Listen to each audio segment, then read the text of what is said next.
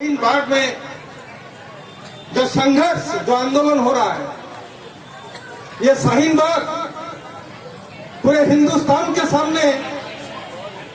आंदोलन का, संघर्ष का सिर्फ एक मसाल नहीं, एक मिसाल जैसे शाहीन बाग का मसाल आप लोग के सामने मैं बोल रहा हूं। इतने आंधी तूफान के बावजूद भी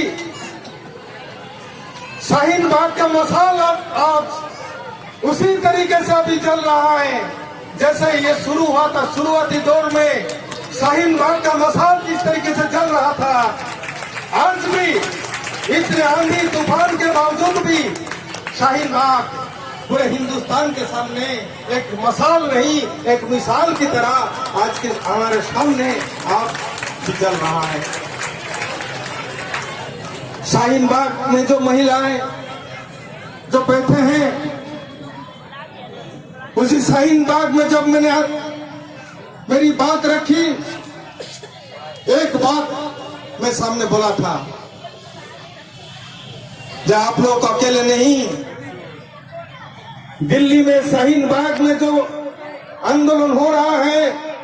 आप लोग का जो आवाज, इनकिलाब का जो आवाज, आप लोग के आवाज के साथ आवाज मिला रहे हैं। अब से कई हजार किलोमीटर दूर